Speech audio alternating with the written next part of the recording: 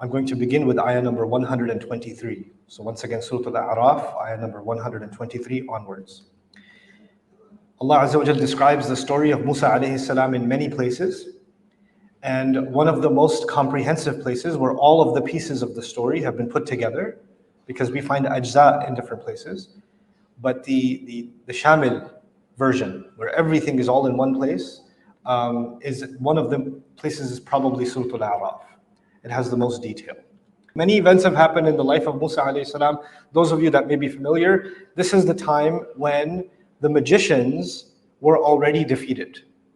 So the magicians had a face-off with Musa alayhi salam. Musa alayhi salam threw his staff.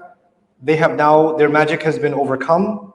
The staff of Musa turns into a snake, eats their fake ropes and rods, and they fall into sajda. They accept Islam in front of everybody.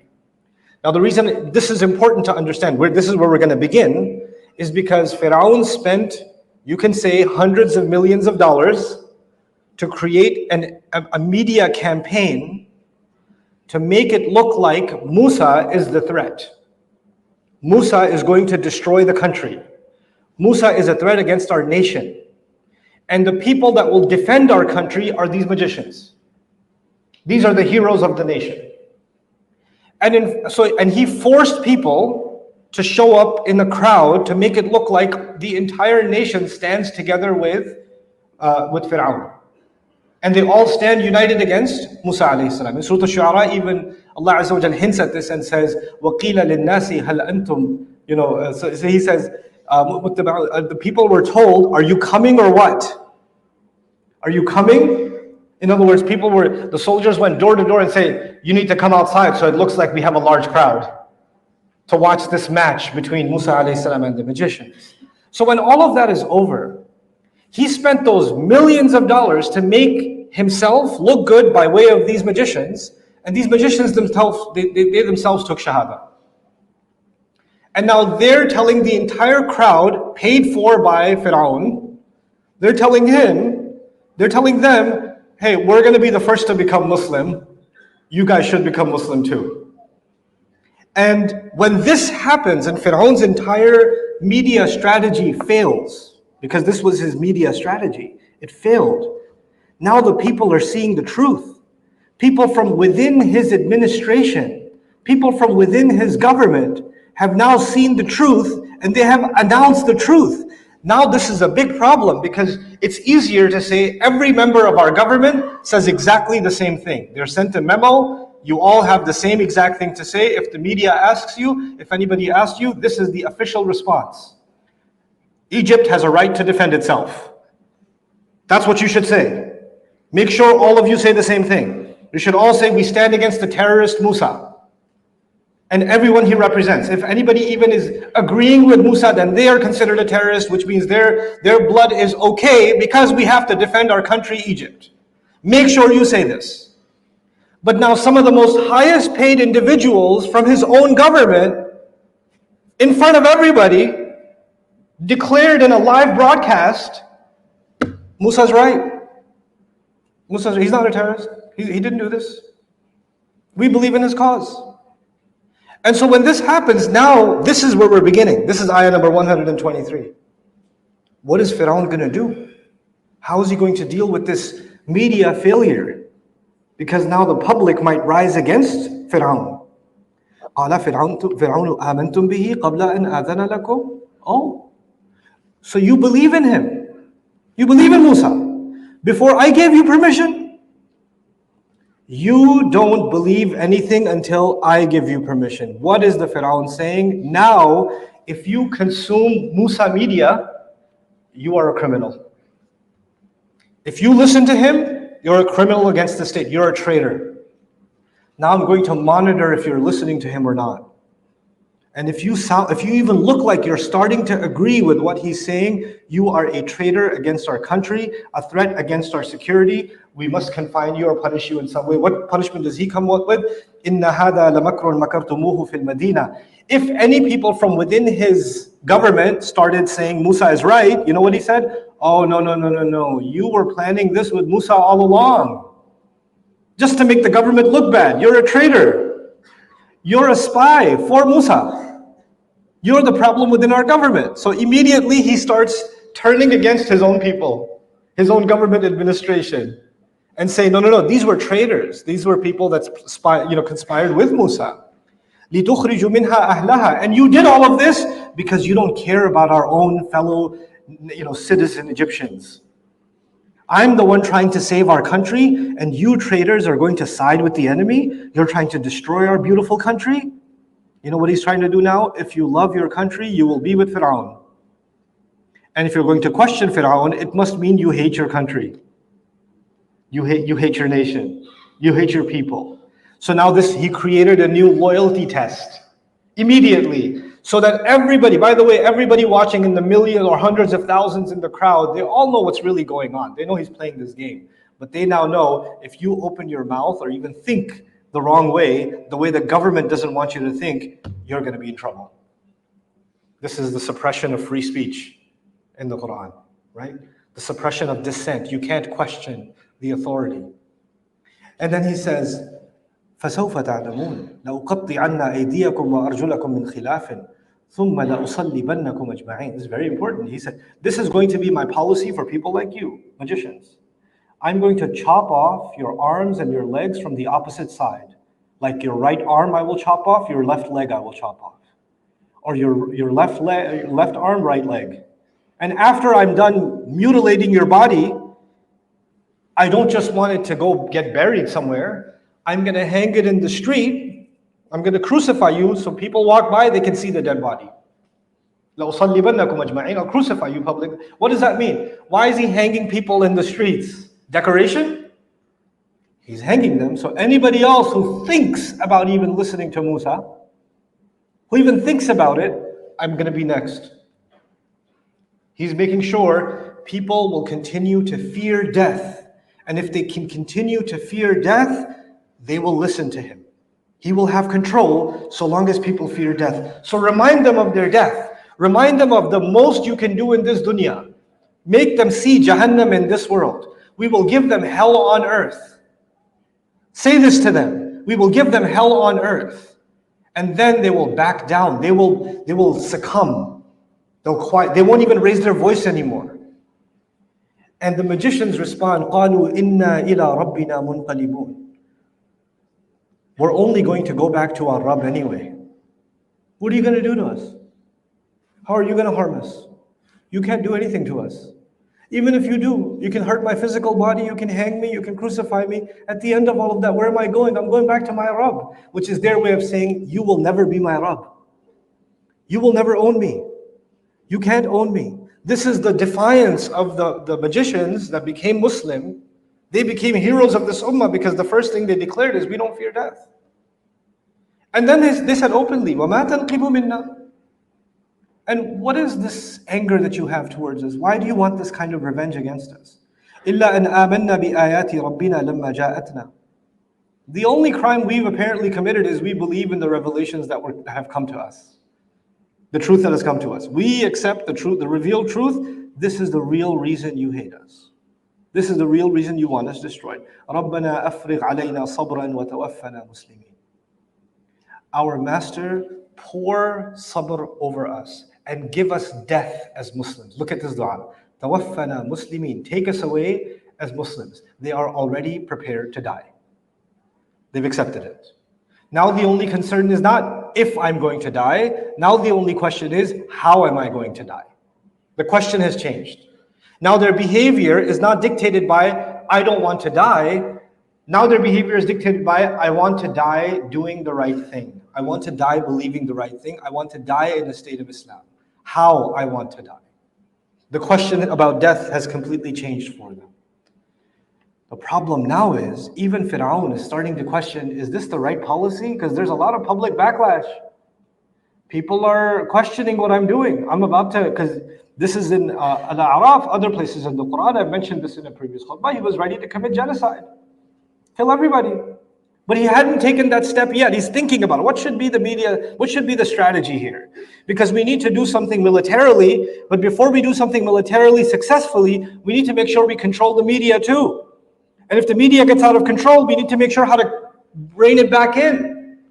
Who's the troublemaker in the media? We need to let them know or figure out a way to solve that problem. He's still deliberating, but some people within his administration, there's two opposite groups. One group within his administration accepted Islam, like I just showed you. They were part of his government.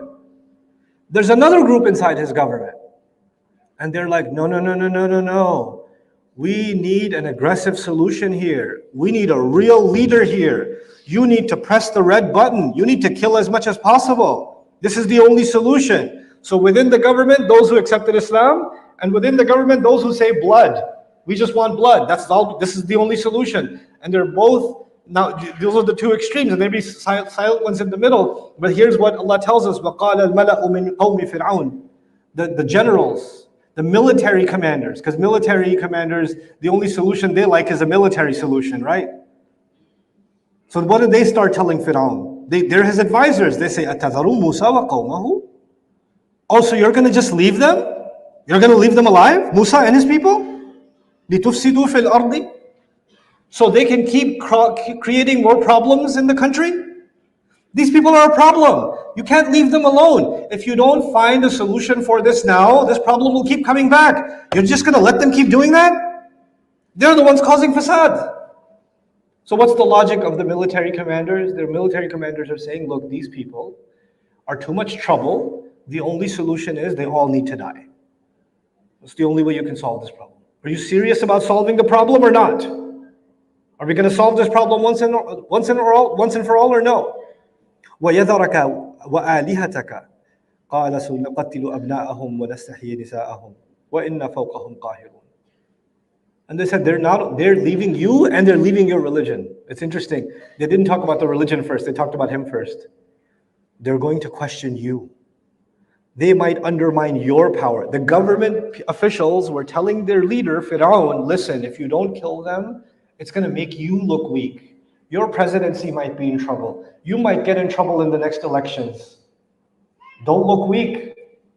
This is not a good look for you. We need a strong leader. Not to mention, they also want to leave your religion, meaning they don't follow your way. So you know what? You need to have a solution. And he says, we will slaughter their children, let their women live. I've given the previous khutbah about this. And then we are dominant over them. Now, the real reason I wanted to share this khutbah with you is what was the response of Musa A.S. to this overwhelming campaign. I want you to understand something. Firaun was one of the most dominant military powers on the planet.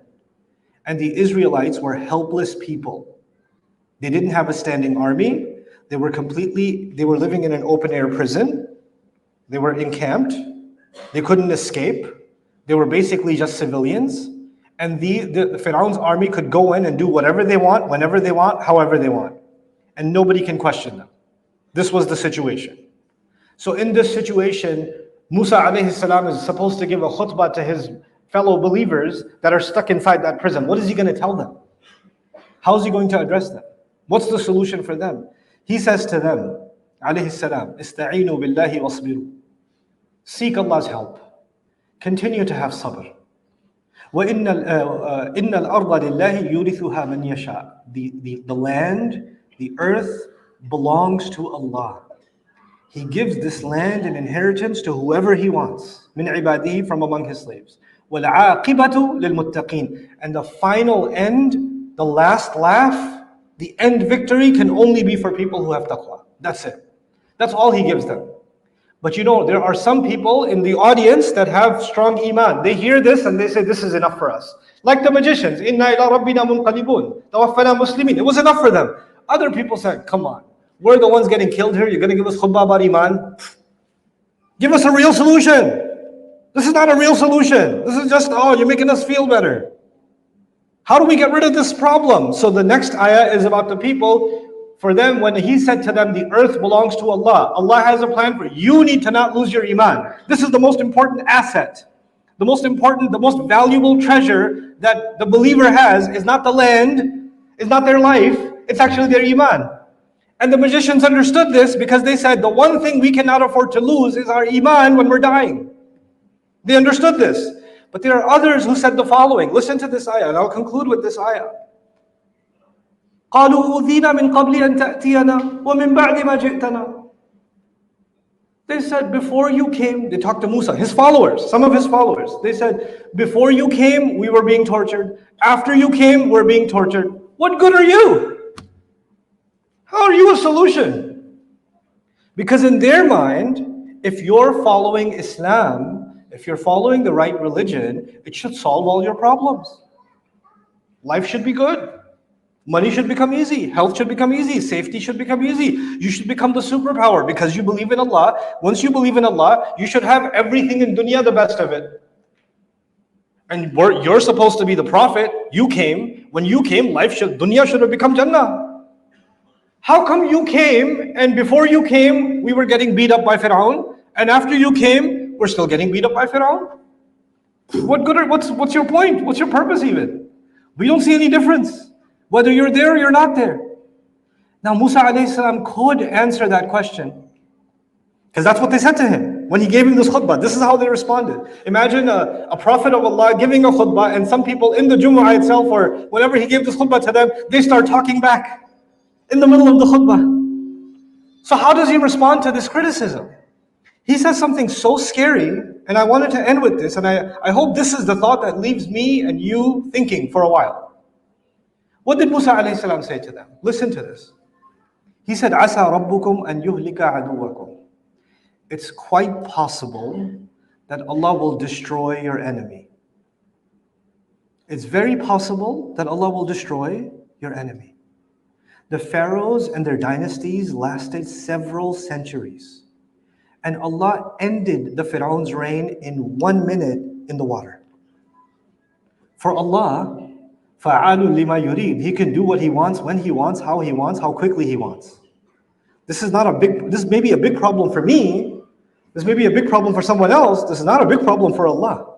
وَذَلِكَ عَلَى اللَّهِ يَسِيرٌ. First thing He says is, it may be that Allah will destroy your enemy first. Then He says, وَيَسْتَخْلِفَكُمْ فِي الْأَرْضِ. And once He destroys your enemy, He will give you power over the land.